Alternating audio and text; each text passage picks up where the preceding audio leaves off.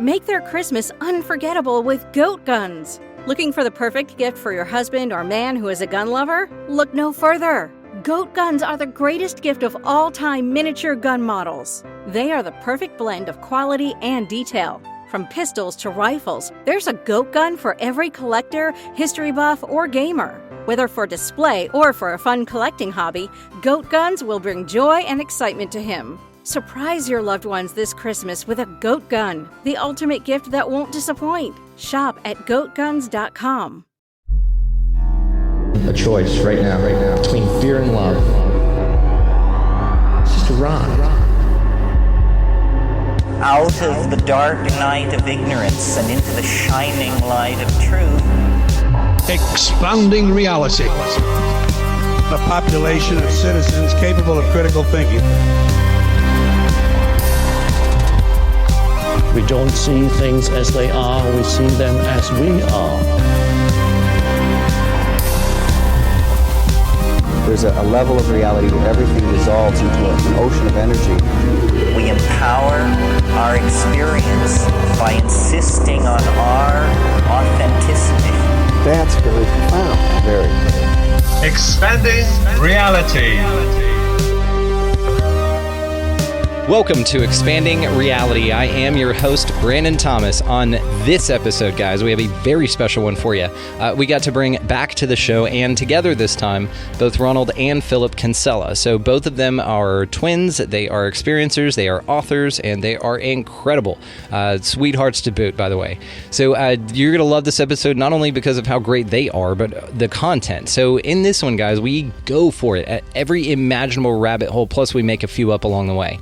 We talk about clone ghosts, like why aliens are so obsessed with genitals, and perhaps they're tapped into magic because they're etheric and they can figure that out. So perhaps that has something to do with sex magic or something like that. We just don't know. Are we the simulation testers? Like, are we in here? AI wizards, missing time, near death, Mandela effect, consensus reality. We go into quantum immortality, of course. I got to talk about that. Time travel, of course. All of these subjects are explored, and all of it is amazing. So all of the ways to find the guys will be linked down in the show notes. Make sure that you check out their books. They're incredible, wonderful boys as human beings, but also amazing authors. So also, if you'd like to expand your experience with us here on the show, you can do that at expandingrealitypodcast.com, which will also be linked down in the show notes. That's where links to everything is. It's kind of a central hub. So you've got like Rockfin and merchandise and all the socials, all that good stuff. So check that out if that's something that you're into. So without any further ado, guys, let's get to this damn thing, because it's awesome. Easily one of the most fun and crazy and balls out conversations I've ever had. So let's do this. This is Ronald and Philip Kinsella. All right, ladies and gentlemen, welcoming to the show this very special episode. Of course, we have the twins. The boys are here. Philip and Ronald Kinsella are hanging out, and I am so excited to catch up with you two. It's been a minute. I had you guys on individually because I wanted both of you to have your own birthday, right? Back when I started the show. So you've each been on independently, and we talked about your books and your experiences, and you guys are phenomenal. You both hold a very special place in my heart. So I wanted to make you as well. Adorable. I also wanted to get you guys back on, but I wanted to do it together and just hang and just catch up. Tell me what you've been up to. You guys have been doing some incredible stuff, and I can't wait to hear all about it. So for the audience's sake, I'm not going to tell you which one's which. You guys are going to roll through this episode and figure out which one is Ronald or Ronnie, as he prefers, and which one is Philip. So good luck. I already knew. I knew it the second the camera turned on, by the way, guys. So anyway, gentlemen, just nice to see you again. What have you been up to lately?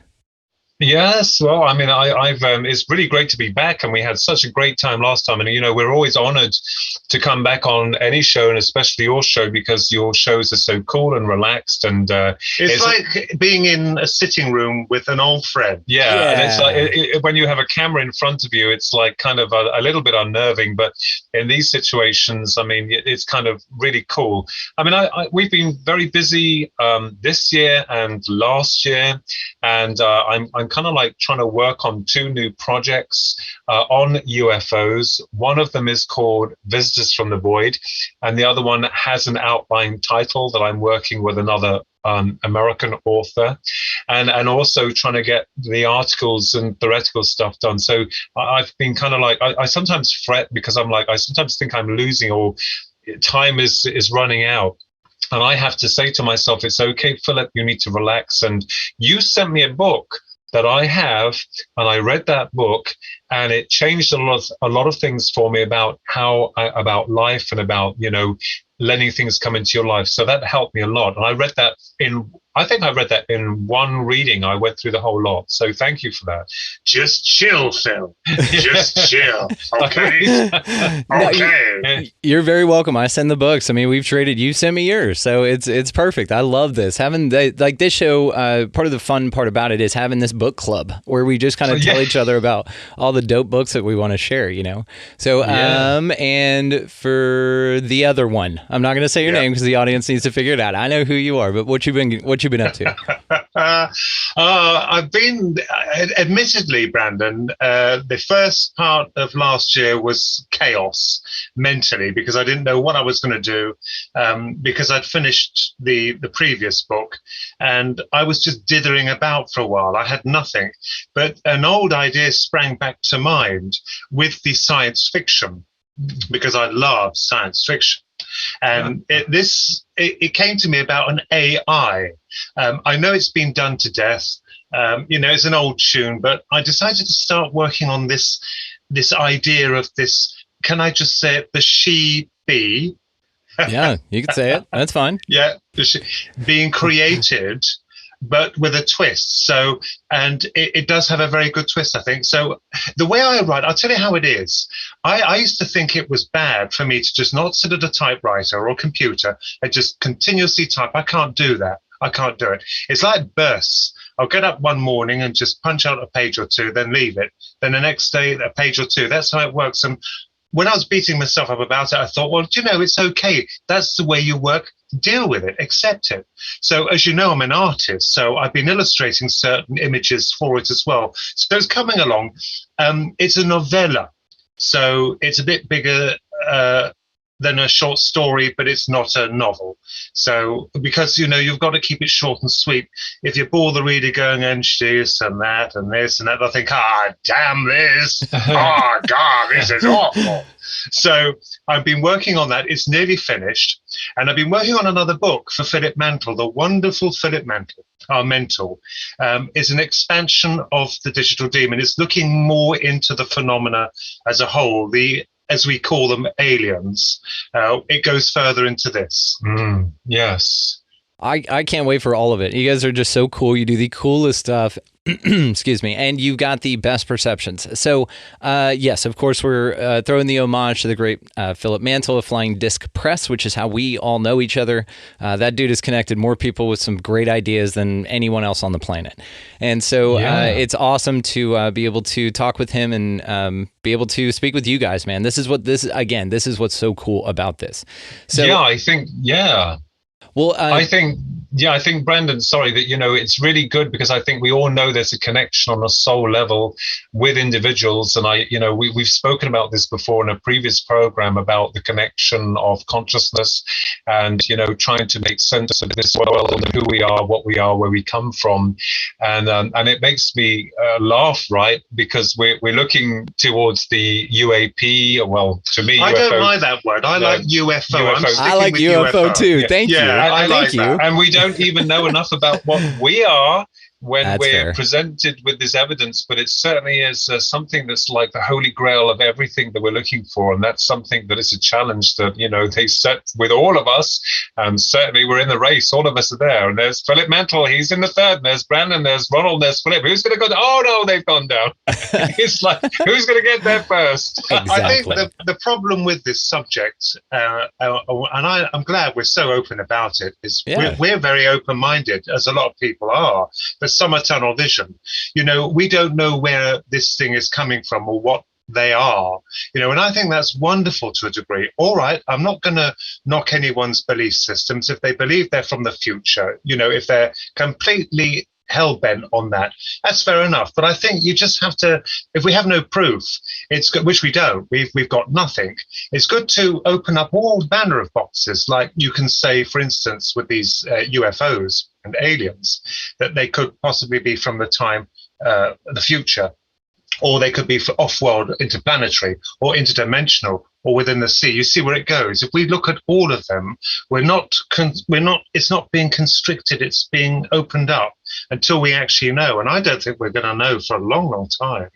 What if, I was thinking about something the other day, and I love everything you just said, because it's the same, and I'm gonna add a couple to your pile. So what do you think about that? Earth is the only thing there is, and there's stuff out there, but it's only visible. It's like luminaries and stuff. So let's say maybe more of a realm idea than a flat Earth, okay? But just go with it for the idea's sake. And that all of the entities and all of anything that we ever see is everything from here. They can just time travel from here. So we don't occupy the same time, but we all occupy the same space and the same area, the same realm or the same zone, the play area. And so what you're actually witnessing is they're all time travelers, but they're time traveling from different times, maybe in the same area in which they live in the future, just millions of years, or maybe in the past millions of years, and that was wiped out. And it was way more advanced than what we got now, and there's like these resets that occur, which, we know about. So that's a kind of a fun one, And another thing about it would be that that there's slips here, that if this is all that there is, and time is just stacked on top of each other in this one column, right? But it can be permeated, let's say. And this is what perhaps that the Bigfoot phenomena, any UFO or UAP or non-human intelligences, aliens, any of that stuff, but that's what it all is it's kind of a slip. So lately, I've been really merging the ideas of time travel and interdimensionalness being basically the same thing. Because let's say one way to explain time travel, in my mind, sometimes how I visualize it is like a river. So let's say that there's this rushing river going by. That's time. That's what we're in, but we're in it. So we're flowing with it, right? But let's say that you're an entity that can step out onto the bank, onto the shore, and you can watch time go by.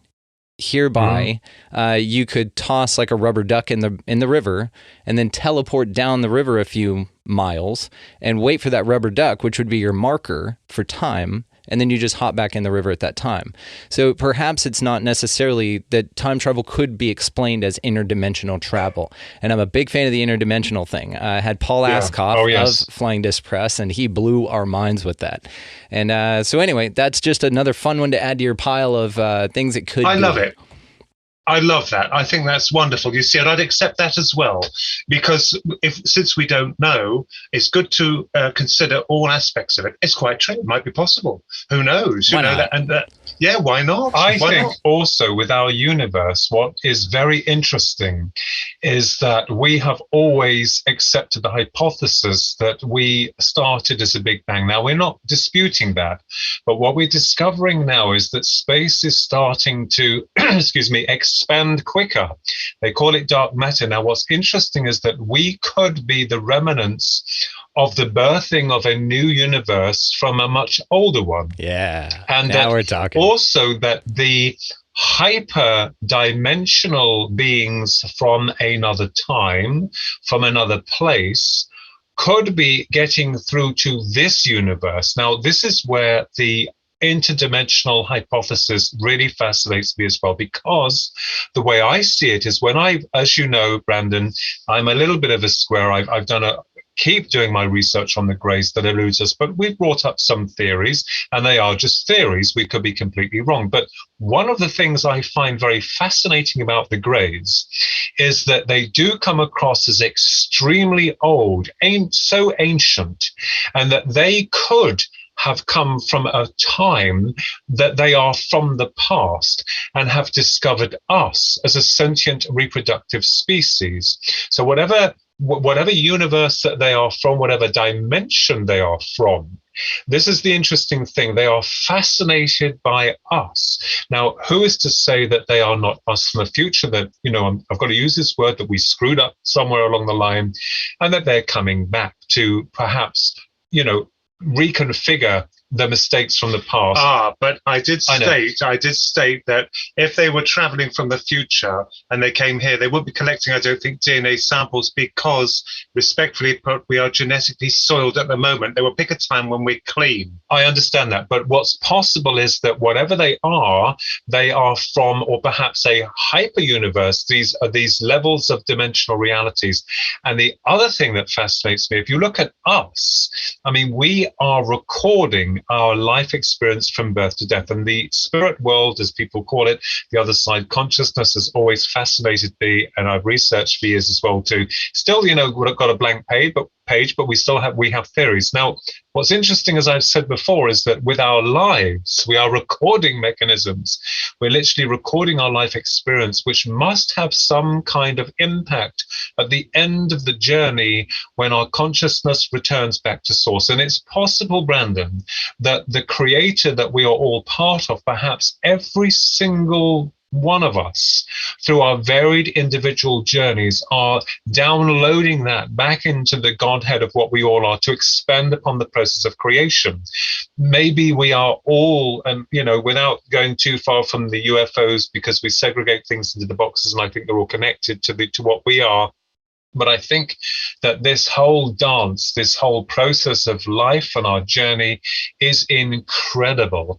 And what's really interesting is that these other species, these other beings, even if they are us from the future, it doesn't matter. It gives us hope to know that we are much more than just human, and that there is more out there. And I think that is fascinating. How about this, though? Because I suggested in my book that is it possible that they're actually the dead? Yeah, think about that. It's possible. We've argued that. Yeah, they've. Yeah, let's get really wacky. I love this. What they've done is they've given us this wonderful model, this cushion to fall back on. That they know that we have a fad for outer space and flying saucers, so they hone in on that to model themselves, fashion themselves under that principle, when really they are the dead. They could be damned souls offered retribution. We don't know. It's only a hypothesis, but we love being wacky. Yeah, or let's take it one step further.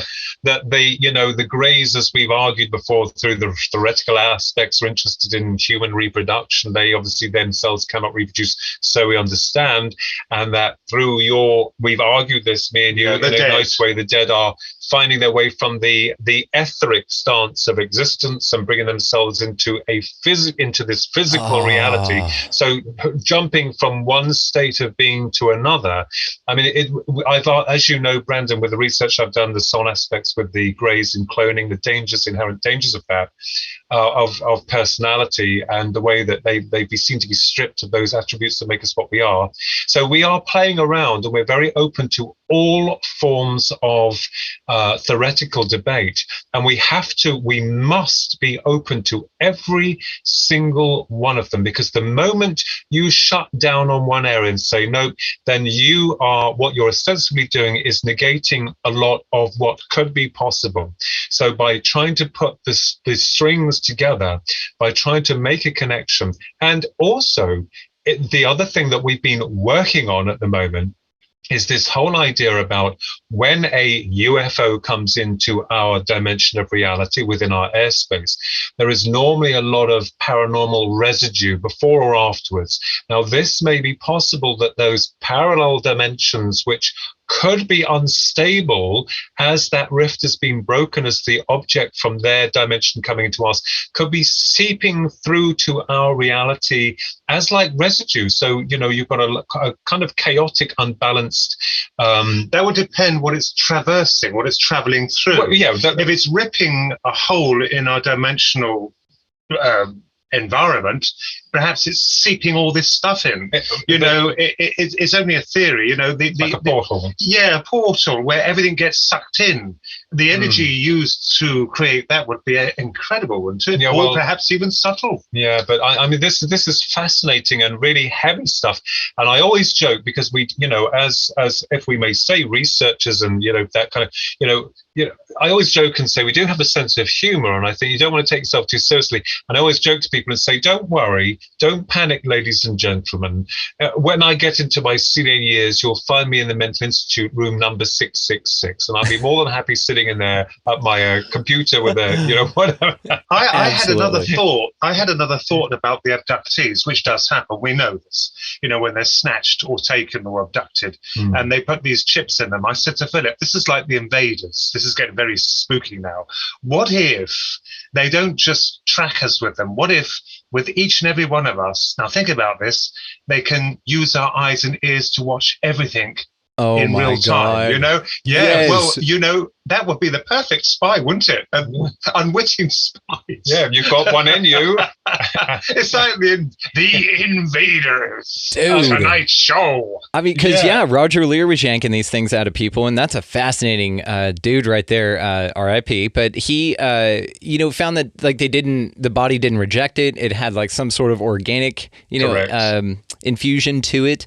It's amazing. So absolutely 100%. But I love that idea. I got to touch back on a couple of these because, guys, this is great. You've summed up the entire reason I started this show in the past however long that you guys have been just doing it and making it awesome. You've nailed it here. So one of the things I did want to talk about, though, is for sure whenever you talked about the Greys being interested in reproductive cycles of human beings, this is an interesting one because let's say that they are low vibrational entities, okay? Or that they're autonomous in some way, like they're an AI that is aware but can't reproduce and so don't need to, thus the lack of genitalia that we've seen in reports from contactees and abductees. But let's say that perhaps they're so interested in that because genetically for us, our genitalia is the portal. That's how we get here. That's our transverse from the spirit world to here. Exactly. So AI must be obsessed, or these entities or whatever are obsessed with the fact that can occur because they don't possess that power themselves. It's like, it's like being obsessed about something because you don't possess it, right? Like people with curly, wavy hair always want straight hair and vice versa.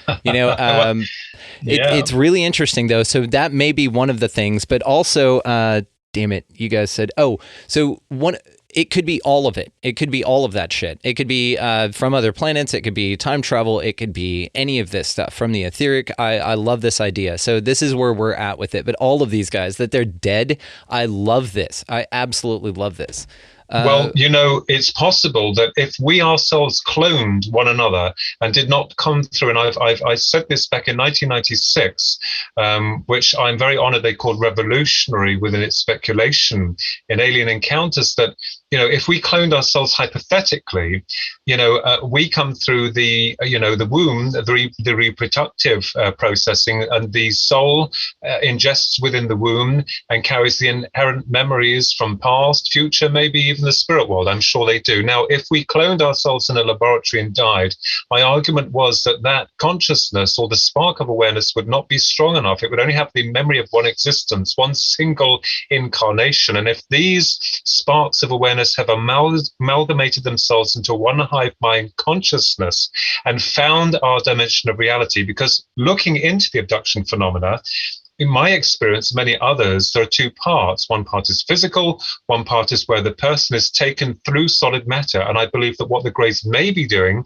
is bringing the real essence of you into their dimension of reality, like near-death experience, because when someone dies, a different subject matter altogether, the world they left behind, the world they're in is more real than the one they left behind. Yes. So we are definitely, I believe, looking at hyperdimensional or interdimensional aspects to this phenomena, whereas before we were so keyed in to the physical part. Now, one of the things that's a telltale sign, Betty and Barney Hill UFO case, right? We all know it happened. It's real, genuine. Kathleen Mardenay, sweet lady, wonderful lass. But think about this. I doubt whether the Greys there had traveled all the way from Zeta Reticuli just to capture a sweet married couple and then go off again. And remember that their experiences came through a dream state. One part was material, or physical. The other part was more of a like conscious retrieving of the memories that had been, kind of like, I can't find the word. You know what I mean? Yeah, repressed. Yeah, I couldn't absolutely. find the Repressed. word. Mm-hmm. Yeah, repressed. So we're looking at something, a phenomena that not only comes in on a physical level, but then completely overrides and subjugates the mental part. And this is interesting because the Greys may have found a way through to us, through the real part of us, through the corridor of our memories. And this may explain probably why some people start thinking, you're talking about sliding doors, this type of thing, where people say, well, hang on a minute, I don't remember that. But it's possible that this intelligence could come in from their dimension through to the real essence of you and muck around with the memories, go around and see what they can find before they go out. Pretty horrifying, really, when you think about it. It's what you said about AI. I liked your version of AI because I had surmised in the book, my book, The Digital Demon, I kept questioning this, and this was published last March by Philip Mandela, of course, but something troubled me about that, and it's what you just said about AI. It's the fact that I believe that was deliberately downed. It was made to look like an accident. It was a Trojan horse. Could it be possible that the technology, some of that contained the source or powers that drove this or who own it? I think the pilots were expendable. They wanted it to crash for the technology to be retrieved quietly. They knew the military would take it, and then it would be harnessed later on, as we're seeing now the AI developing. So are they creating a kind of prison? And also another aspect of this is that there were multiple crashes across the world. I assumed or gathered in the book that it would make sense for the powers that be that built them, wherever they reside, to make them look a little different, the bodies and ships, so that it wouldn't raise suspicion. At the same kind of race having problems driving while they're stoned or whatever. Dude, this is incredible. What you said about AI. Yes, it would add up, actually, wouldn't it? If this is true, they're very ancient and patient. Yes, guys, this is awesome. This is awesome. Okay. Yes, because this would prove that they are old as shit and that they have plenty of time. That's the thing, because they're patient. Ancient. They're infinite, really. I mean, if the technology is designed in a way it can be self-replicating, and then you just transfer consciousness, or you're on some sort of Borg-like network, and you've just got these things going around out there that are sending signals back, but they do it through access in the quantum realm or the spirit world, because it would travel faster than the speed of light, which we already know about quantum entanglement, that when you affect one particle, right? So it's instantaneous. So it has to be affected in that way. Absolutely. So I love this. I love everything about this. I've thought about this as far as the UFO crashes before, because if you think about it, and it doesn't, we get excited and it's understandable, and we all do it. I still do it, that where you're just like, oh my God, this is great. But when you start zooming out a little bit and you start looking at motive or possibilities and things that, I have thought of this. I didn't think of it as a Trojan horse, which is great. You've basically just opened up a box that I hadn't opened in years and figured out why did they crash, right? They're obvious why. It stuck out to me because it didn't seem accurate for us to be able to take them down with any sort of technology of ours at all. Like if they can do what they can do, they don't get taken down. They're left intentionally for us to find. I agree with you completely. I think this is what UPAs are. I think this is like those out of place objects, they find a hammer in million-year-old coal and stuff. And it's to kind of be mysterious, it's to kind of be like, hey, there's still stuff here you guys need to figure out, I Jack love Verlet, he published in his book Trinity, after my book was published, he referred to it on another incident as a gift. And I thought, we're thinking along the same lines or similar lines. So that genius himself could work out that it was just too coincidental, for them to just haphazardly smash into rock, and crash land here. Well, I love it because the idea that, from the reports of the people who have been abducted or interacted with these things say that they're very robotic. They're not Pascagoula robotic, because that's very different. Those entities are physically different. But again, this lends more to that idea. So how do you think that the AI Trojan horse theory plays into the abduction phenomena? That is a very good question, and I can't make a connection with that at the moment.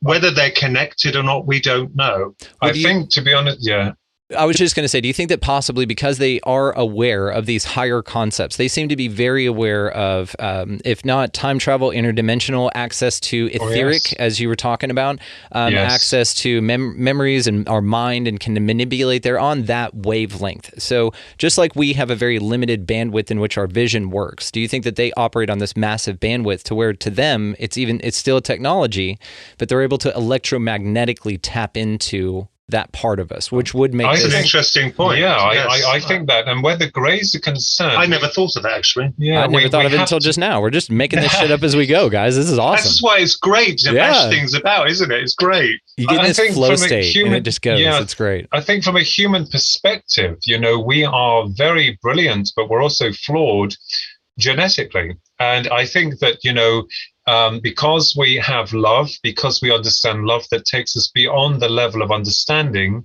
in terms of creation. Without love, we can't create. Without passion, we have no drive. Without these very attributes that we are learning and we develop, it's a very complex and very fragile journey for the human being, a single human being, to go through one single incarnation here physically before we return over, but possibly come through on multiple journeys in different bodies. Now, if you are a very complex mechanical system that wants and desires this, because if you can't replicate, then the Greys themselves, it would seem, do not have those those creative impulses, those things that drive us, because they may be in some form of emotional stagnation where they can't understand and they're striving towards this process. So it could be that the hybridization program has been installed in order to create a new genus that does somehow contain them. We have always been considered to be their containers,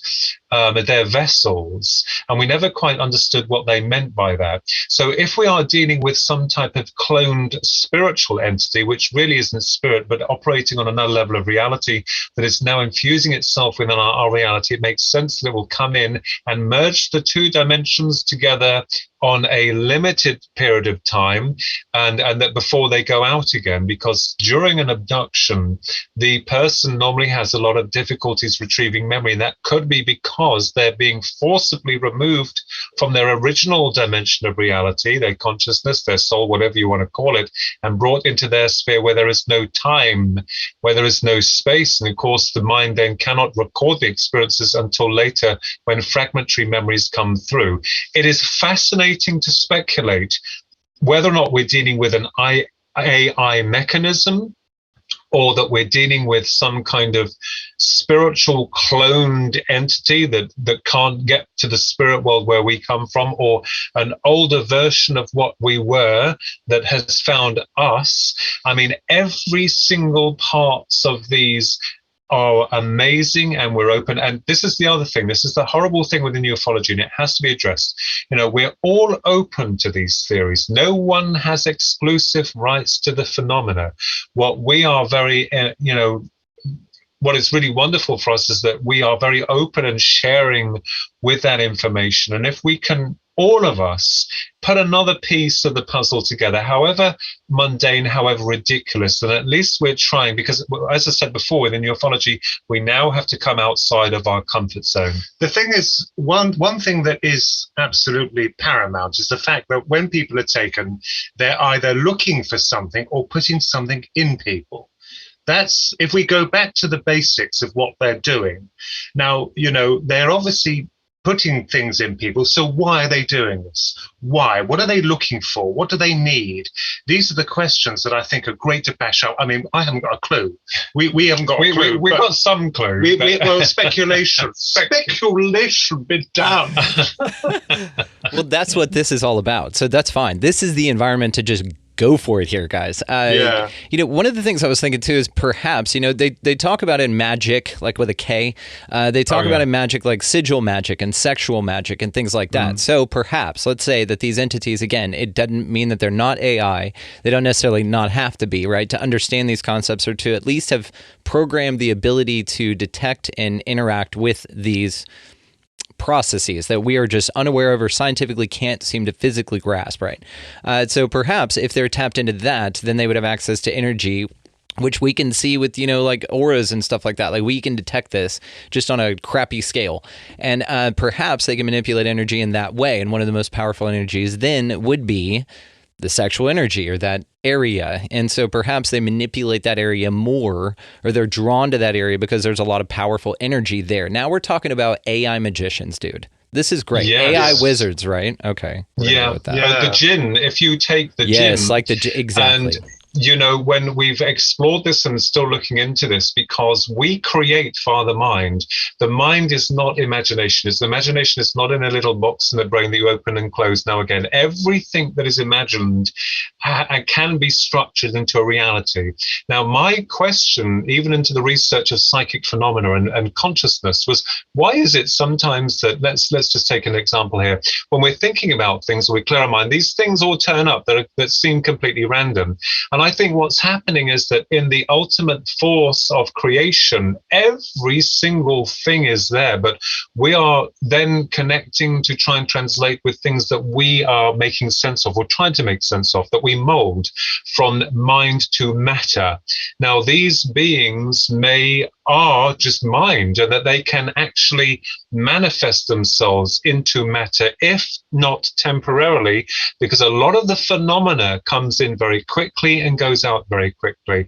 It's very rare for any part of the supernatural, as we call it, or the UFO field of investigations with regards to abductions, or we have to mention it, cattle mutilation, all this type of thing, always seems to come in very quickly and go out. So we understand that the energy or their energy can only exist within our reality for a short period of time, in bursts, as it were. That might be a weakness. It could, but also this whole thing about these entities manifest themselves like magic. Yes, absolutely. We this is why we've explored, and I'm still looking into the spirit world, where loved ones can manifest to you, and that has happened to me on only 2 occasions, but it was proven to me that is possible, that they are able to manifest physically from their realm and come, appear to you as they were that you remembered them by. So why would that be any different for a nefarious intelligence, if it is nefarious? Because a lot of the stuff that goes on, right, is not all love and light. And I think this is what opens up to a larger perspective of why the military industrial complex, and perhaps even further up the chain, do not want to openly admit that this is occurring, but their hands are being forced now because there's a great pressure for them to say, these things are here, the general public are not deluded, you need to sort this out. And I think they're going to find that this is why disclosure is not going to be that easy. No, I said to you before, didn't I, Brandon, about the when I researched the UFO subject, and I look back at the 50s and 60s, and the abductees, the aliens were all lovely and nice, and they're golden-haired, blue-eyed. I'm not discounting this. I'm not discounting they saw them. But the people were either deceived or lied to, because all they kept doing was harping on about the use then of atomic warfare, now nuclear. But they did a damn well nothing to cure it. Why did they go to a civilian that has no governmental status whatsoever, knowing that they'll publish this book and it's not going to change the world? If they had this technological clout then, and if they were so concerned it was so dangerous, they would have themselves knocked them all out. We build more, we will. They do the same again. We're scratching our heads, we can't do it, they've won. Now, they haven't done that. So that to me is a deception.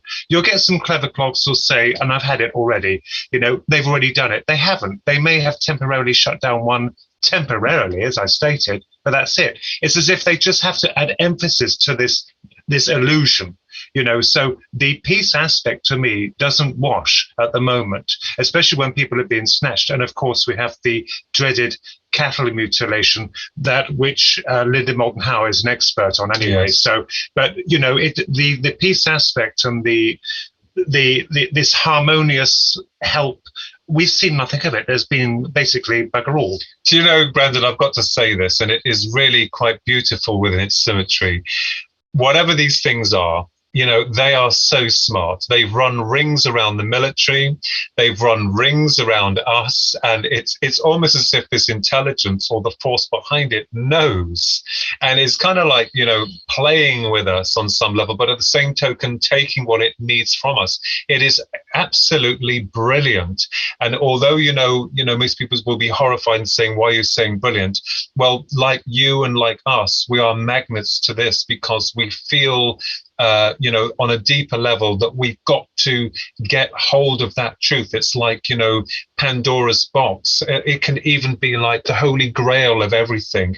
And this gives us hope, even though they continue to run rings around every one of us. And we're all scratching our heads. But I think it's really wonderful that all these brilliant, amazing souls are all trying to stretch their mind outside there, not just on the UAP or UFO level or the psychic level, whatever level that floats your boat, but also in terms of what we are and where we come from. And, we haven't even answered that question because the system we serve is so adamant in bringing it all down. But the old system is beginning to collapse. The structures are starting to break apart. Yeah, but that's history repeating itself again and again and again. Nothing changes in that department. Well, but we have the opportunity here, though. I think this one's different. This is a shift. Now, let's say, for instance, that this does happen in a cyclical fashion, which I do agree with. Let's say that there's these really long scale cycles that the Earth plays out, but energetically and spiritually, these things play out as well. And that's actually the blueprint for them. They just turn out energetically to mirror that. So let's say, for instance, that we go through this yin-yang period, okay, to where perhaps like there's an age of enlightenment and everything's just awesome and swells and keeps going amazing, amazing, amazing, and then it just crashes. Well, let's say that the opposite also happens in a realm of deceit, to where it's not this age of enlightenment, but deceit. So actually that experience for the entities here, or the one entity splitting itself into all these individuated consciousnesses, however you want to look at it, all of us having the experience, or whoever chooses to, then it would be one of these things where you get to pick, kind of like if you want to pick your time period for this instance, right? Like the 1800s were pretty dense, they were pretty heavy, and so if you wanted to see, and you have a bet with your spirit buddy on the other side that you can go your entire life without getting scurvy, which is only like 30 years, right? So, let's say, for instance, that you come back to these different times energetically, but you could also come back to different periods of long scale time energetically. And in this idea, it would be that it feels like now that we're ending that age of deceit, which is very heavy and very dense and very dark. And we know this because it looks like that the world that's presented to you on TV and in the news and your politicians and all this stuff is an inversion of reality. It's not real. It's the wool that's been pulled over your eyes, right, to shield you from the truth. So if this is the case, and this collapse of delusion, which is what I feel that we're in right now, that's what this enlightenment is. Everyone's waking up like as if from a long cycle slumber. And that's what it feels like. So then perhaps we swell up into this incredible enlightened beings and all this incredible stuff, and then that collapses, and then we start the dark period again. Perhaps it's that cycle. And the yin-yang is kind of how I visualize that imagery. But you can also picture mini cycles within that.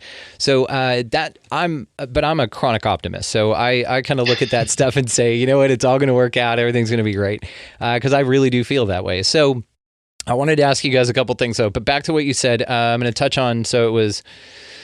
I wanted to say that sometimes with this stuff, with you being visited from other entities and things, when you zoom out a little bit from my perspective, I enjoy taking every now and then, is that you are all that there is. So in that case, what that would mean is that you are your own spirit guides. You are these entities and aliens visiting yourself at a different level, right? Because you have some higher understanding or different understanding, but you're here to play a role with yourself, just like you playing a role with that entity, right? Which is still a part of yourself. That one's fun. Also, I wanted to ask y'all about, now, when we talk about things being super, super old and they look ancient, right? And we said this as a callback to earlier on in this conversation about the grays and how they're real old and like crusty and all that stuff. What do you guys think about the idea that if time works the way that we talked about earlier, to where all time exists here, stacked on top of each other, but we just present it in a way. Now, we as human beings have told in our conditioning and in our upbringing that we are the pinnacle of society, that we are the bee's knees, we're the cat's pajamas, we're all that is, and we're the best thing that's ever been here. I think that there's strong evidence to disagree with that. So let's say that we are the oldest thing here, and there's no future after what's created while we're in this consciousness, right? But all the things that we see that we call time travelers are time travelers because they're traveling from very far in our past, and that we had all this dope stuff and that we lost it. Again, one of these cycle things. And maybe that's where they're time traveling from, but they look old because they've been time traveling for a really long time. Like maybe they haven't been in for their oil change or a tune-up or whatever. That could explain some of that. But I also, kind of like the idea that we're like the last thing here, or we're what's most recent, because all that there is the moment of now. But let's say that you can go between lives and stuff like that. To think that we're the oldest one and that everything that time travels or interdimensional travels here is actually from our ancestral past. And they're maybe here to get a glimpse of their future because they have the technology to do that. We just don't. And so, of course, though, that's kind of hard to explain to people, which is what brings me to my point about what you also said. I'm just kind of weaving in a few of the ideas that we've been talking about.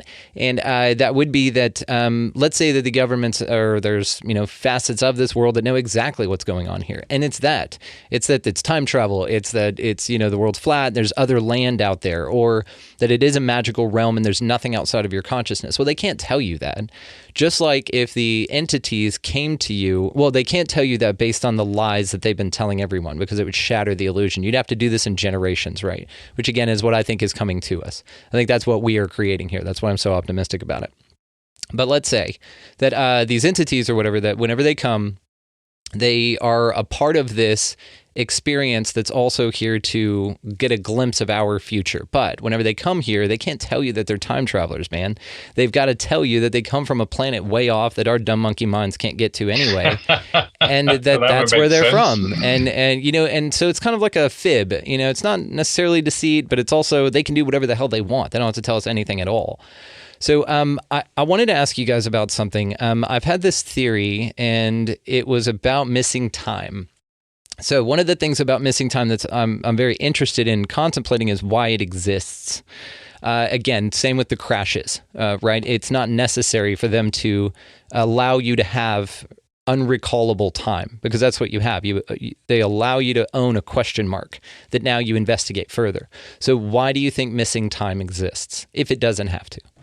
Well, first of all, I have to say that my body and my mind divorced years ago. Okay. But that's another point. That's fair. Okay. I think that when we I the only way I can explain this to you in terms of no time, I had an experience. Well, I had two of them actually, in terms of what people would call near-death experiences. And I will tell you now, and I have written about this, but there's no words can describe exactly. It was incredible. I saw what we would call the other side. Well, there was no sign to say welcome to heaven. People say they had a near-death experience. And, I always say, well, how do you know you're in heaven? I could have been on the planet Sirius. I could have been on the Orion star system. I could be any one of these places. And that brings into question the soul and the multiple levels of the journey of the soul that goes through different incarnations. And when you say that, these UFOs, I have thought, it's possible to assume that maybe these are myself or my family coming back to check up on me in this incarnation while I'm here. We don't know. We can't say yes or no to that. But when I saw the other side, there was clearly a defining moment of no time. How do I know that? There was geographical location and the shock of recalling where I have always been and not really understanding of why I'm here. Now that was the most incredible feeling. So, when someone has an experience and they try to relay it in words, what I'm saying is that when you are in another dimension, the feeling of time, and it is a feeling, there was no time there. Well, it was here in this reality, we are locked in a time-space continuum. Well, to be honest with you, there's no such thing as time in that sense, because time is man-made. Time is merely a calculation. It's not corporeal. It's not solid. It's ethereal. We've been dogmatized and conditioned with time. So, in that respect, time doesn't really exist. Progression does. We progress at a point, in this point always. But there is a paradox to that, and I could be proved wrong, because these things are definitely shifting through some type of time barrier. Yes. But their time might be, as you said yourself, you rightly put it, completely different from us. They wouldn't use a clock like we do. They use something else to gauge points, so it opens up a whole new paradox about time travel. But I think it is possible. Yes, absolutely. I mean, animals, if you take dogs, for instance, their time is different from our time. To them, in a dog's consciousness, their life moves much quicker than ours. Ours is a lot slower. And, and this is the whole difficulty with us trying to conceptualize what time is. It's a measurement, and through time here in this material universe, yes, it's here, but it may not exist. It may not exist in multiple dimensional levels of reality. Their time may be non-existent. And as you said yourself, that these greys are so old that they just go on and on and on. Well, what if we? Yeah. Sorry, Brandon. No. You guys are awesome. This is so great. It's easily one of the greatest conversations I've ever had straight out the gate before, we move on here. So, but I was thinking about this time thing as well. So time for and you made a great point. Time for you, though, also is very different at different stages of your life. Yes. That has to do with how much time you've been observing. Yes. So you can think back to when you were a kid, Christmas was 2 weeks off, but you were only like 6 or 7. You'd only had like 6 or 7 Christmases, right? Maybe 5 you could remember. And that 2 weeks took forever. You were just like, come on, man, get your Christmas. Now it's like you blink and it's damn Christmas. You're like, oh my God, are we doing this again already? It's perspective and perception. Correct. You've got it. Now, another thing that I like to do, as far as, again, I've thought about this interdimensional thing quite a bit as far and related it to time travel. And again, we're just talking shit here, having fun. So let's say that there are different dimensional realities, right? So let's say that we have our timeline, but what if our dimension has multiple timelines in it, right? So, So now you've stacked dimensions and time. So now it's infinite, okay? So let's say that but dimensions move at different rates of speed. This could also be how time travel could be achieved. Let's say that you boys are familiar with the Mandela effect. Yes, okay. Absolutely, yeah. Did you hear the new one? Let's pop this in here real quick. I won't forget. Raisin Bran guy on the box, the sun. Remember him? Okay, did he have sunglasses or not? He had sunglasses. What's your answer? I don't know. I can't, and I'm very honest, I can't remember what that is, but I do. So we're again at loggerheads. But there are some times where something will happen. You're twins from a different dimension. No, and there's something will happen, and then all of a sudden you say, hang on a minute, that's changed. Yeah. I don't remember that. Yes. So it's a splitting of timelines. So yes. Okay, so the answer is, in this timeline, he's never had sunglasses. I remember him having damn sunglasses. He never did. Anyway. Wow. So one of the things that I've been relating lately, though, is the Mandela effect as an artifact of time travel. Okay. So let's say that that's an instance to where you can point to time travel. It's like the wind, right? You can't see the wind, but you can see the wind's effects on the trees. So let's say that Mandela effects are just artifacts of time travel. That's how you know that something was changed. The people that remember it. Now, the other ones, you guys are NPCs or something like that. Don't worry about it. You're from another dimension. Ours was way cooler. The guy was wearing sunglasses, okay? He was a sun. Why wouldn't he be wearing sunglasses? It makes sense.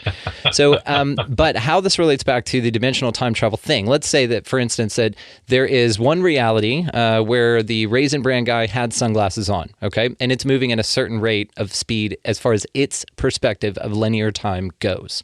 Now, let's say that there's the reality that we find ourselves in now where it doesn't have sunglasses on, and it's a lame reality, but that's fine.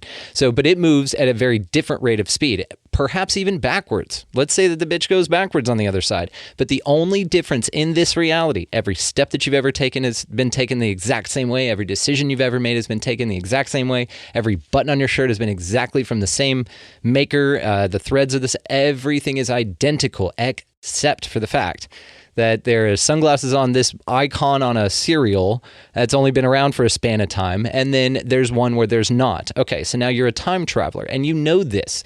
This would be the first thing you would want to detect is, number one, parallel dimensions. Number two, the ability to discern what was going on in them, okay? Like a chronovisor, for instance. We've talked about Project Looking Glass and stuff, and they can look into past, present, future, so why couldn't they look into other dimensions, which may be all they're doing, right?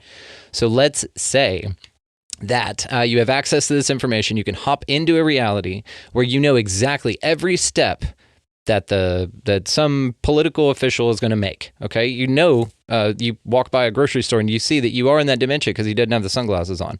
Now you know how this political guy works. Okay, but that timeline is not affected by this one. Now, what you do is you jump back to the other timeline where it hasn't happened yet. You already can track the movements and you know where they're going to be.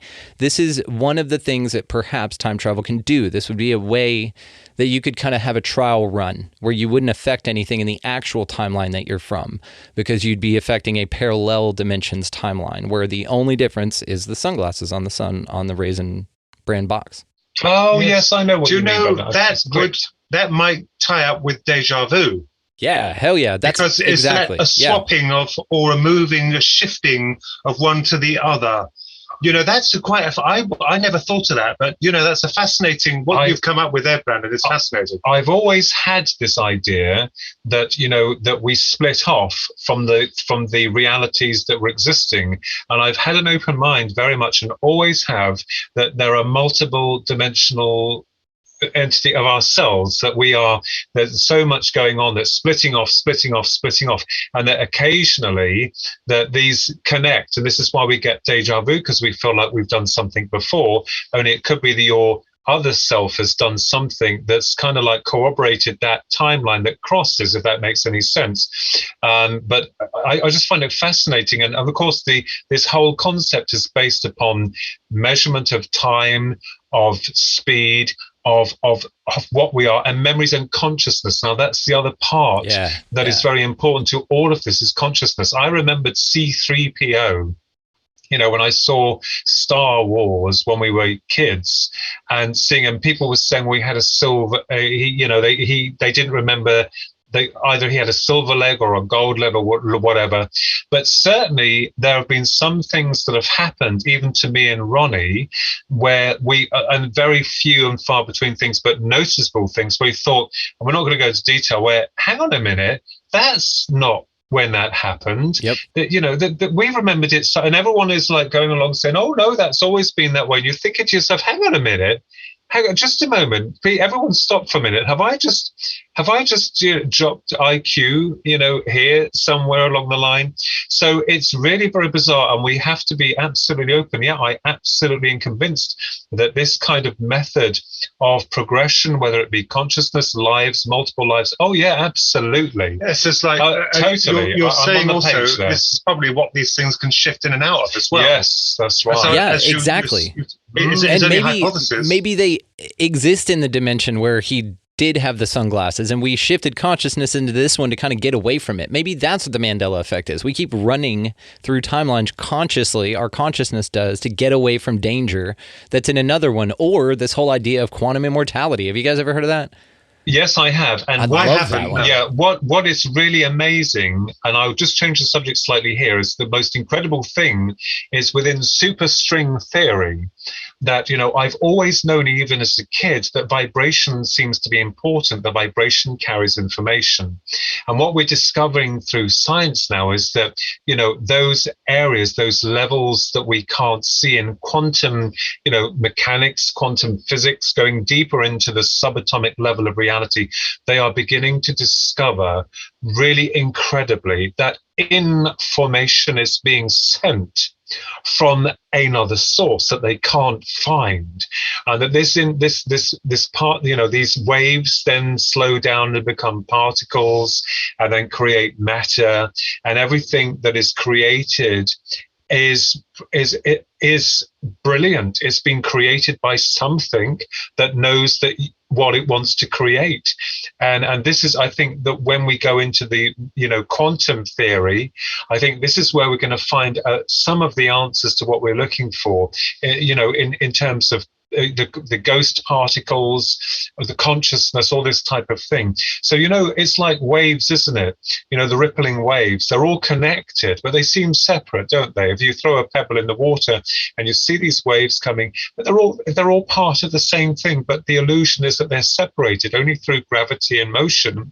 So I believe most definitely in what you're saying, and I do understand that. We've looked at that, but I always joke and say, my God, Jim, I think we're gonna end up in that quantum universe very shortly, and I'm going to get a refund. Yeah. It'd be like, hey, I need my money back. You had child cancer was on that place. Like, you guys didn't have that in the brochure. We want to get rid of that next time. I'd like a refund. We give this place a 1 star. You know, and I've thought about this too, that it's actually like if you think of it like a simulation or an organic simulation, either way. But let's say that we are just some elementary school's project and it got a D-. Like, that's what this whole place is. It's not even a good one. Like, it's one that they learn on. It's a training tool exercise that's crappy. And we have some notes, next time we come out of here, and maybe us awakened souls or us conscious souls are the teachers grading the experiment or grading the work of the child. And so we come into this place and experience their work, and we come back with notes like, all right, look, you're never going to be a god if you do this. You got to step your game up. We need to get rid of this. You need to tell people what eels are. We don't know what the hell those things are. And there's just a plethora of things like fleas, get that. That needs to go. Of course, child cancer, we already mentioned it. Get it out of here. Like, that's horrible. What are you thinking? Anyway, so it could be just some crappy experiment, Do you know the film Raiders of the Lost Ark and the Crystal Skull? Yes, I love that one, by the way. Do you remember the ending where the grey, there was multitudes of them, and it was like, as it was turning around, they were each going into the same one? Yes, awesome. And I thought that was really cool. And when the UFO was taking off at the end, the most spectacular scene, and the music, yes, it's all dramatic, it has to be. It was amazing. And it flashed out. Of course, we understood that it was going back to its dimension of reality. This is the way it was going. So I think that perhaps we could possibly find that we are all, and I believe that we're all one, that you are God, I am God, that we are our own experience, and that by combining all of us together into one moment, I think God, or the Godhead, or the consciousness behind that, is working out and finding more ways of brilliance, of amazement through its own creation. And and I think that we're finding that within each other. Yes, there are some people that we're repelled by, maybe there are reasons behind that, but I think this whole expansion of consciousness and experience is something that is incredible, because if we had all the answers right, if we knew everything, how boring would that be? There would be no point to our existence without trial or error or motivation. But there is a deeper need in each and every one of us to reach out more and more to not just creation or a Godhead, but what it all means. And I think that would bring us to our knees in an absolute glory. As I said, it's like, the finding the holy grail of all that is, and I will bow down on my hands and knees to that glory. And I think it's wonderful, this whole creation that's constantly creating, and we're all involved in this process of discovery and opening our eyes to new things. That's so incredible. And I think that these other alternative realities are also incredible, and thank God we have them, because it's reminding us that, hey, humans aren't just the most amazing things in this entire universe, or universes, or dimensions. I was just thinking that it's what you said. It's quite possible, yes, that these things, that these werewolves and these creatures and these greys and UFOs, perhaps they're testing us or toying with us to see how we react. They're poking and prodding us to see how it reacts. I'm not being sarcastic about the cattle mutilations. That's awful. Right. It's terrible. But is it possible, right? Let's say Skinwalker Ranch, for example, that they might be that is their own experiment. So they know people are going to go in there and research. So they, whatever they are poking and prodding them, testing them, seeing how far they can stretch them or push them. Yeah, in terms of technology. It's only a weak thought, but you just don't know, do you? I mean, they have all manner of strange things happening there. Portals, werewolves, wolves, giant wolves. You have so much happening there. UFOs being spotted. Perhaps they're prodding them, and but it gets nasty because they use this radiation to beam down at them and burn them. It's like a naughty boy who's opened something sacred, and it's like, no, you don't do that. That was something I needed to tell you before just before I forget. Sure. What's interesting is that creation through the mind. Don't you find it very strange how sometimes a lot of the experiences that we see have been created in films or through the imaginings, what we call imaginings from human consciousness? When I was looking at the documentary of The Curse of Skinwalker, and they are amazing guys there. I mean, that is a place I would only we could dream to be on to test it out consciously. But playing with fire. It reminded me of Stephen King's the Tommyknockers. Oh, the Tommyknockers. Oh, yeah. And I thought that, isn't it funny how when they were doing their research and everything like that there, and I'm thinking there's something underground, there's something above, and it's affecting everything. I thought, you know how strange it is that some authors can imagine or create through imagining these things that then somehow become a reality, how consciousness may be forecasting something of the future that we consider as fiction. So I think that, we're talking about consciousness, and this is the thing people say, oh, it's fiction, it's in the annals of imagining. No, because mind and consciousness, they're both, to me, is the same thing, is the reality.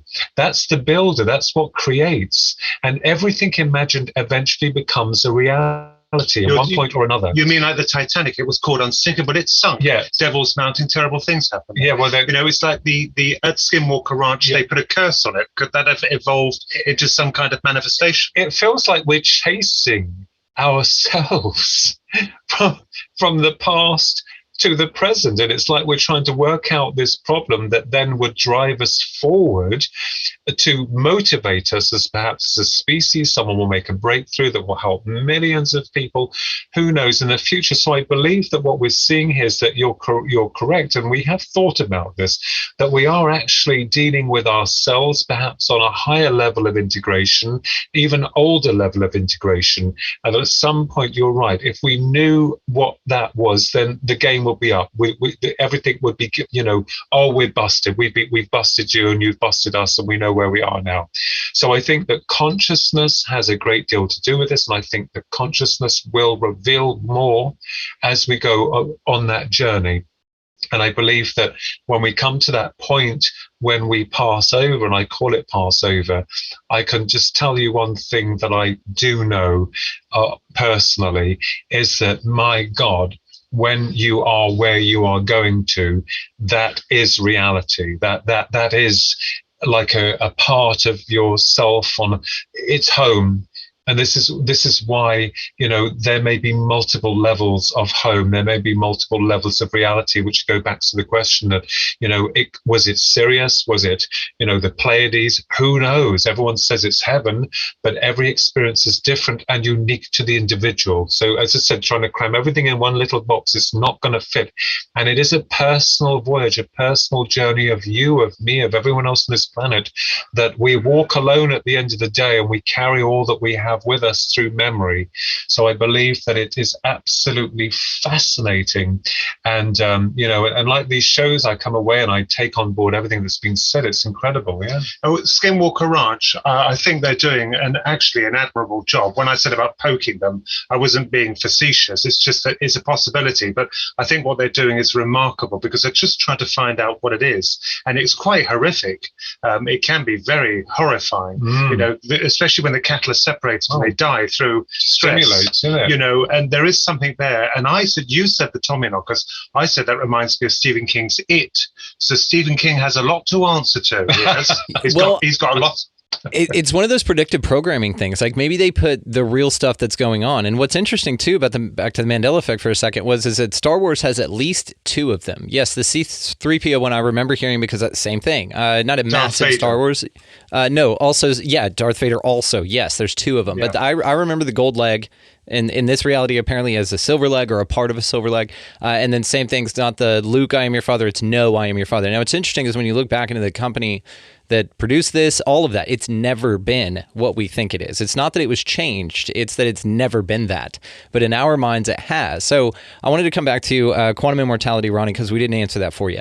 So quantum immortality, basically in a nutshell, has to do with that when you die physically, or anything dies physically, that your consciousness immediately shifts into a better or different reality. Okay, so let's say one of the ways that you could know that this happens is either like we said, time travel, deja vu, or Mandela effects could show that we die all the time. Like, let's say that an asteroid hits Earth every day, and you wake up in a reality where there's no sunglasses on the guy, or where the Monopoly man never had a monocle. You know what I mean? And that's how you know that our world ended and we shifted consciousness into another one, which is why that applied back to what we were talking about earlier about running from something, perhaps, or having a variety of experiences because we're just here, not for a long time, but a good time, and maybe we're leveling up in consciousness to what we're cool with. So let's say, for instance, that we're aware that reality changes around us and it's not as solid and secure as we were led to believe, okay?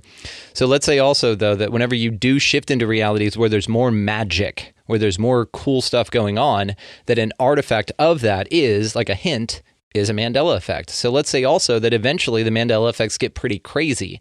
Let's say that now there's a species of tree out there that has purple leaves on it. And that's just a thing. It's always been a thing in this reality, but it shows you more and more woo.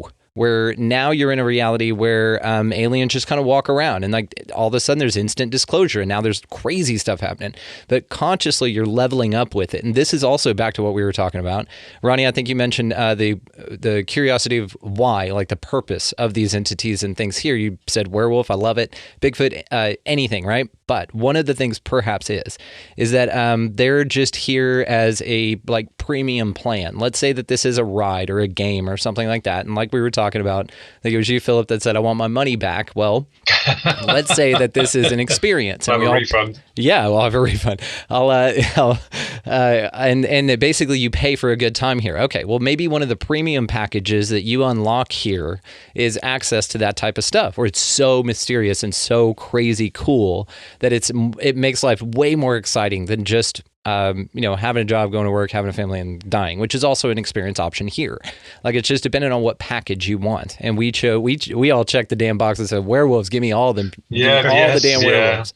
Yeah. So it might be just a fun part of this. So I don't know. I think that's amazing. That's something I never thought about. That's actually incredible. That's wow, and it is a possibility. Oh yeah. We're not going to discount that at all. That's quite shocking, actually. What you just said, Brandon. You're dead and you don't even know you've just shifted to the next like the Mandela effect, and then the next one and the next one. You just keep shifting. You die and you wouldn't even know it. But the hint is that the Mandela effect exists, that something is different in your reality. Oh, yes. That's how you know. Oh, yes. And that's why, if one person's walking around always with a couple of them, but the fact that new ones pop up every now and then is very, very interesting to me. Like, people are out there combing pop culture for these things, and a lot of them have to do with pop culture. So this is another thing that just boggles the mind about this, because I've been tying quantum immortality, dimensions, time travel, and Mandela together a lot. And whenever I do this, I come up with this just mixture of craziness, and it's awesome. It's a lot of fun. So, you guys are the guys to talk about this. Whenever you think about like things changing like that, they're inconsequential. And this is one of the questions that a friend of mine asked me, making fun of the subject years ago. He just said, well, why is it dumb stuff? You can't remember if there's a dash between kit and cat. Rightfully so. It was a hilarious joke. I get it. But the reason I think now, contemplating on that snide comment from earlier, is that it's a way that it's because it's inconsequential, is how you know that it's maybe something like time travel, because it won't affect things. It's such a dumb thing. Yeah, I'm going to want to time travel to the reality where I'm going to affect the least things, but has the most predictable outcome from a reality I've already experienced. And so you do that into one where where he said, no, I am your father, not Luke, I am your father. Great. No, it has nothing to do with my objective and mission, and I'm not going to screw anything up. You know what I mean? Yes. Or, you obliterate the old one and then you shift into a new one constantly. Who knows? I still remember him saying, no, I am your father. Well, there's been other... of course, and there's other references to it in other movies. This is the other thing, too, like that whole Sally Fields thing. You love me, you really love me, okay? Yes. Did she say, you love me, you really love me, or you like me, you really like me? It's weird, isn't it? And it is weird. It's quite haunting. But what I mean is that there's now Animaniacs has done that. If you think about it, also, okay, what I mean is the Mandela effects that occur, like, no, I am your father, okay?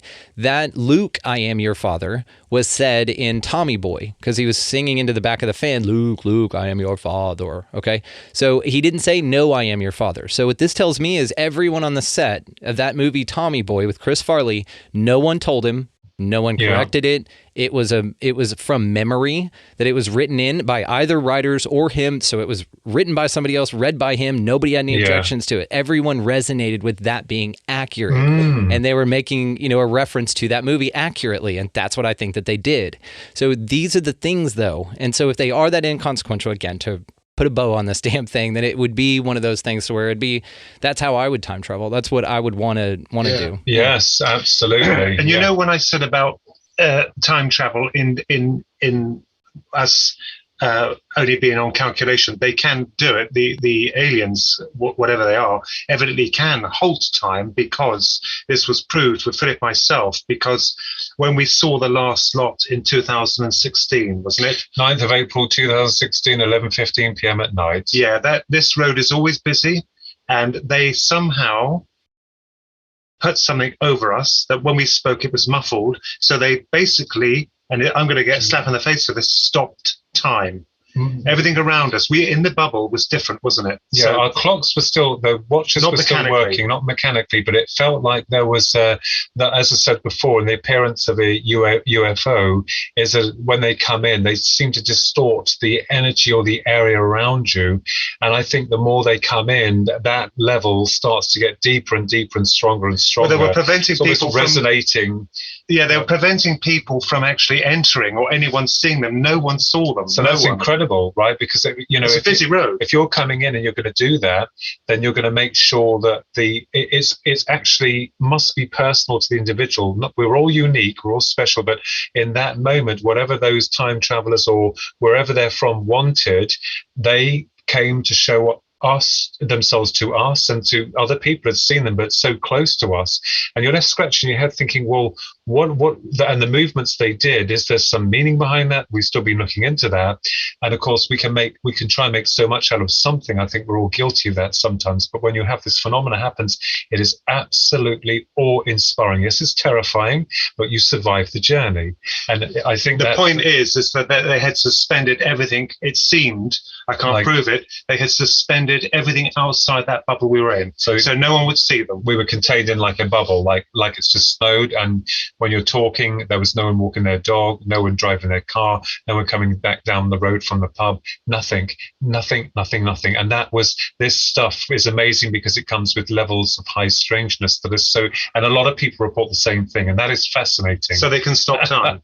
Well, of course, they can, and they can stop you. And this is what's also so interesting about this. Do you guys remember a show called Saved by the Bell? You remember that show?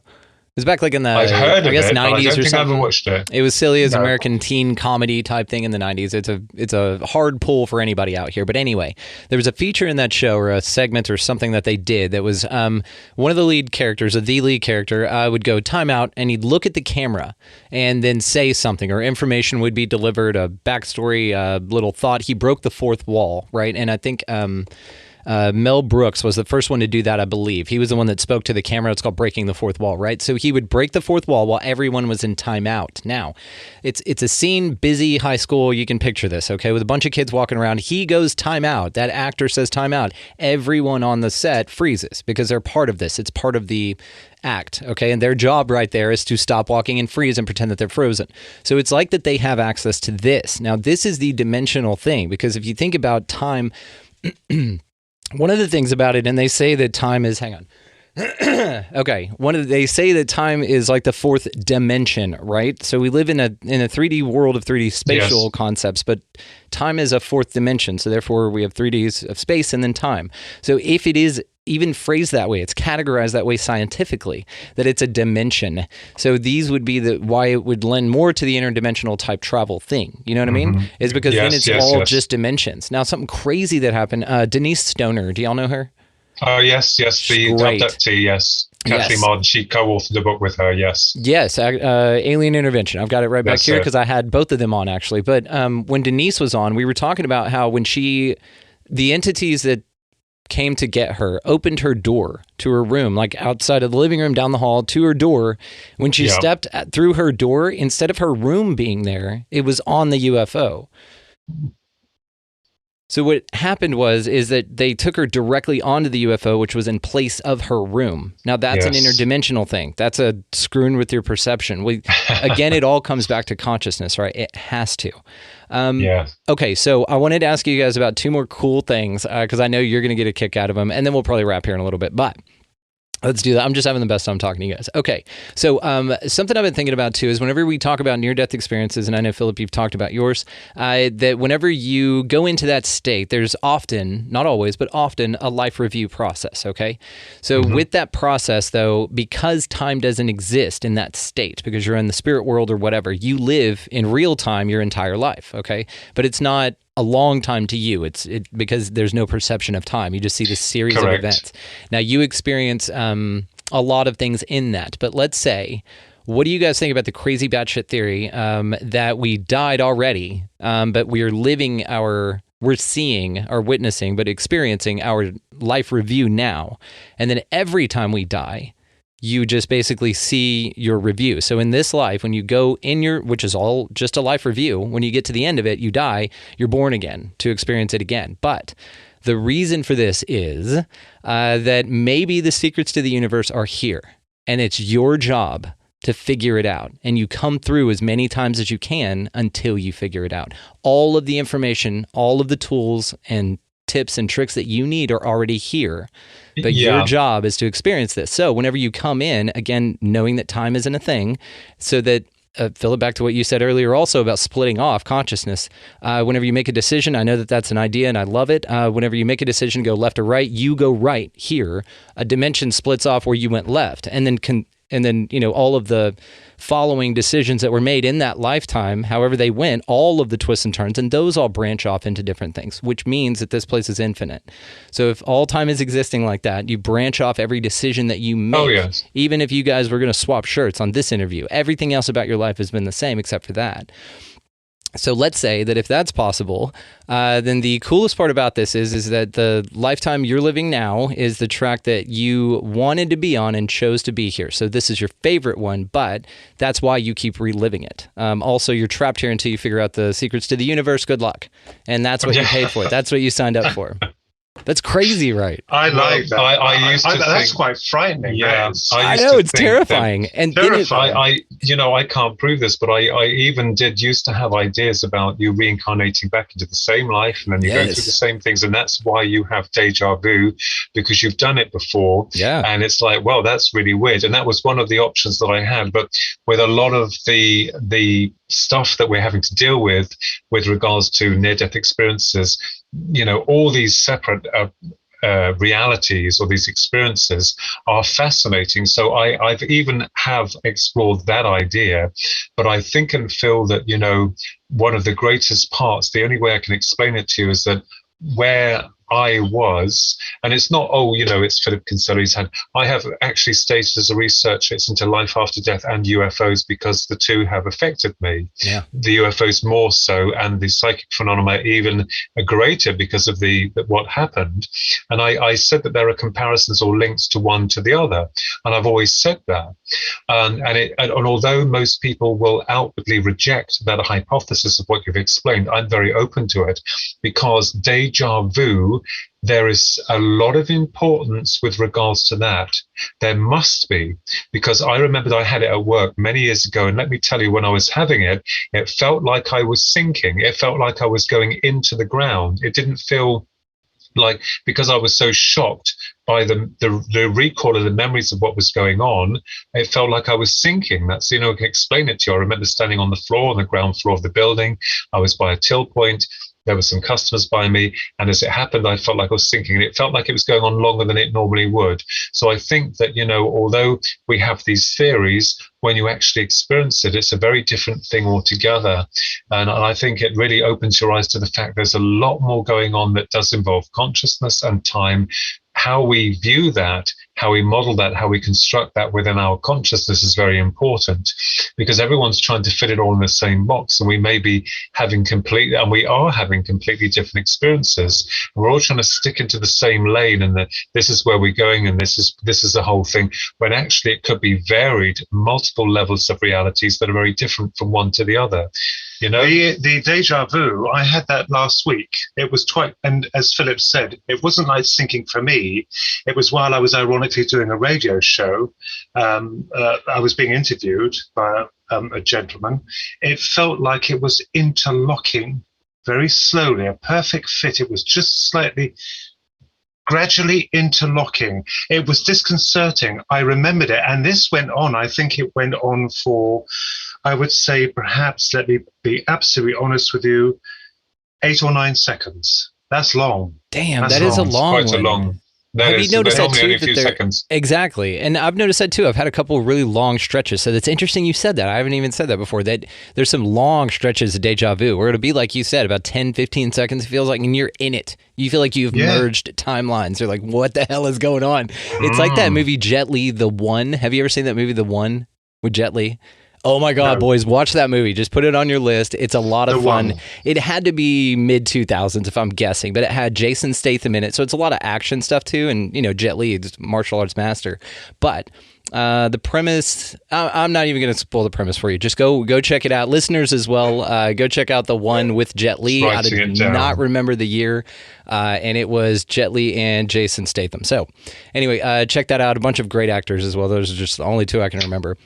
Anyway, that's a fun movie. You guys will both love that movie. It's just awesome. Okay, so last one, and I'm going to turn you loose for this time. But you and I, you guys have a book coming out later this year, so we're definitely going to have you back, and we have some fun stuff planned for future shows. But on this one, I think we burned everybody's brains out. We're melting faces. Even mine. Here. It's so good. I've been able to talk through some things with you guys that I've thought but not articulated. So this has been perfect. Y'all are just the most amazing guys, and I really appreciate you. Okay. Last one, biggest and best. So I've got a friend named Mira Taylor. She actually, I'm going to send you for your show, Twin Souls, which you guys will be linked down in the show notes. Check it out.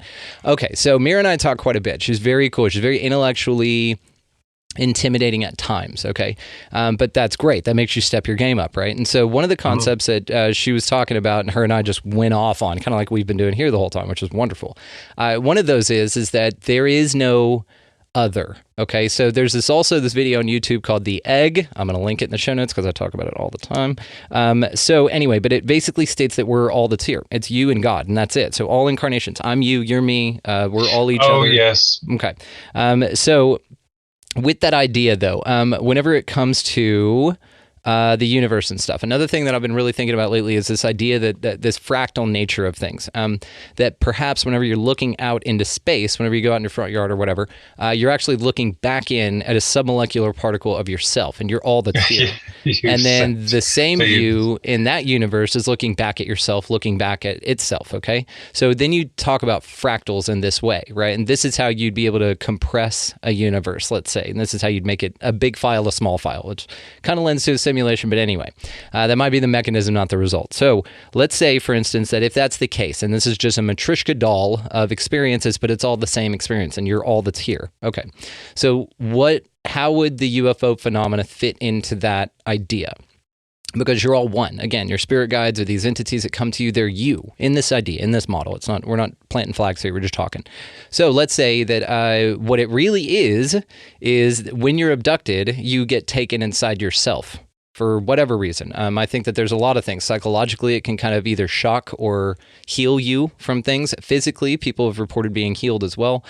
This could be a mechanism for which your infinite being knows that it can grab you in this way, pull you inside yourself to do some healing or to shake you up, to give you the experience you need, this near-death experience. Some people come back and their whole life has changed. So these are these like wake-up moments. And perhaps, again, now I kind of have the thought that if it is UFOs, why those appear would be because it's something that your mind is familiar with. You're not familiar with that because it's still fanciful. It's still awesome, right? You're stair-stepping your consciousness into yourself at a higher level. Like, it's crazy, but it's something you can kind of conceptualize. But there's a vehicle, because that's what we use to travel. So let's say that you manifest a vehicle in front of you, have entities that we have a pop culture relationship with, because this happens for us all the time, for us, not to us. And then in that case, all the UFOs do is take you inside yourself. It's crazy. Right? Yeah. And I actually quite like that. And I this like absolutely astral agree. body thing, and Ronnie, you and I talked about it. We asked if did they take your astral body because you went through the ceiling, I believe, and That's so right. that kind of thing Doctors, would yeah. lend to this other idea again with Denise Stoner's ideas, with the ideas that you come back with near-death experience people and a lot of contactees. It seems way more dimensional, and if it's the case, and we talk about fractals, then maybe the dimension is you. I like that. The brain is a receiver and a transmitter. When you start to focus your consciousness on a given subject, everything else becomes secondary. You start to draw these people, these events into your consciousness and into your path. If you decide to close that area of interest or whatever drives you and opens up to another one, then that will open. So, we are seeing, and I'm definitely all for the interdimensional hypothesis that, and that they're a part that we create within ourselves, although on an external level of reality. So I totally get what you're saying. And, this is something that people like, warning, but we understand because, and I said before, all of this has got to do with consciousness, because consciousness is awareness of self. And we have awareness of self, but we are seeing that there is more than us through this awareness of self. There is a multitude awareness of selves. And at the end, wouldn't it be a shock if I said that we found ourselves standing there as God, and in, let's just say hypothetically, a white room that has a screen around it, and we say, well, you are this and you are that. You say, well, I love that person, I love this person, and they're saying, well, that is who you are, that is what you are, even these beings or these whatever, every single thing. But I think and feel that the Godhead has shattered and created all these myriad selves that we're all exploring. And we had an auntie who used to say that she never believed when she was a young girl that she believed that she was the only real person. She had to go and pinch people. This is what she did. She had to pinch people to see that they were real, because she believed that she was the only real person in the world. So that is Auntie Denise. When you say about connection, I like that, because isn't it strange thinking about Skinwalker Ranch? They're always a one step ahead because they seem to read their minds. They know what they're going to do, just as these things do. That might add up. And pushing. Or they know what we're going to do because they're us. And they can see in the higher dimensions of what we're going to do. So they recognize thought patterns, and really all they're doing is remembering what we do because they're us. Yes. They've experienced us already, but they have a recall that's insane because of the higher level of dimensionality that they exist in. Perhaps. We just have fun with it. Well, I've got to say, that idea. It's fun, right? And I can't tell you how much fun this has been. We are going to wrap it here, guys, but Philip and Ronnie Kinsella, you two are one of my favorite expressions of us that I've ever experienced. So thank y'all so damn much, man. This is always an honor, and please you have a home here, and you know that. Come back any damn time. I know we hold you to that.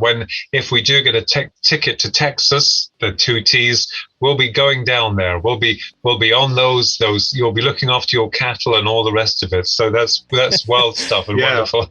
We're looking out for those UFOs as well. Yes. You boys are welcome anytime, and you come on over, and we'll go meet up with James Iandoli at some point. We'll go find all these folks in the States, and we'll meet up and do a CE5 thing, and then we'll just do a bunch of mushrooms and go out in the desert for like a week. That'll be fun. You'll just see my glasses on the floor. We're gone. Right. He's been abducted again. Well, he doesn't need them.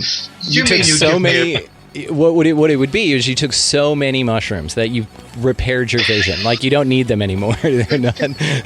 You're good. If he goes, he'll give me a break. It'll be lovely. You've got it sorted. Give me the secrets to the universe. I have everything. They're there. Yeah, that's what you thought. Actually, that sounds great. Well, and you know that. Y'all are invited on the show anytime as a home, but you were invited in my home anytime. So you get your asses to Texas. You stay as long as you want. It'll be a lot of fun. We'll show you to shoot guns and stuff like that. Well, I love the hell out of both of you guys. Thank you so much again for your time, and let's do it again soon. Yeah, we love you too, Brandon. Thank you so much. Thank you very much. My God, what a cool conversation. That was so much fun, and those dudes just really know how to go for it. So incredibly impressed and grateful as always. Kinsella boys, thank you so much for stopping by, and you know that you're welcome any damn time, and we're going to get you out to Texas here pretty soon. So all the ways to find them, guys, will be linked down in the show notes. Make sure that you check out their work. They are under Flying Disc Press, so they're in the family, and they're just incredible authors. They're going to have some stuff coming out later this year, and so we'll be seeing them again soon, which is always nice. So if you would also like to expand your experience with us here on the show, you can do so at expandingrealitypodcast.com. That is going to be linked in the show notes so that y'all can check that out, and it is going to have access to Rockfin, which is like our premium content stuff, and then also shirts. So if you want mugs or t-shirts or sweatshirts, hoodies, whatever you want, all the links are there, all the socials as well, if you want to go check out the awesomeness going on Instagram. So and TikTok, by the way, we have a TikTok, all linked on the website, so go check that out. Okay, so go out into this beautiful place, whatever the hell this thing is, and y'all just pick up a piece of litter, of course. Get out of the left-hand lane. We're tired of saying it, so just move over so I can go on to something else. And buy somebody in line around you a coffee or a meal or something simple. It sends these amazing ripple waves throughout the collective. And it's just a really, really cool thing to do, and it's not a big deal to you. So that's amazing. Also, of course, be nice to every lizard person, entity, animal, everyone that you come across. You meet a Pleiadian, show them how we do it here on Earth. Represent. We're nice folks that take care of each other. Which leads me to my last point, and then I'll send you on for this week, and we'll see you soon. Y'all go out into this beautiful place, whatever the hell it is, and y'all just be good to one another. Thank you so much for listening. We'll see you next time.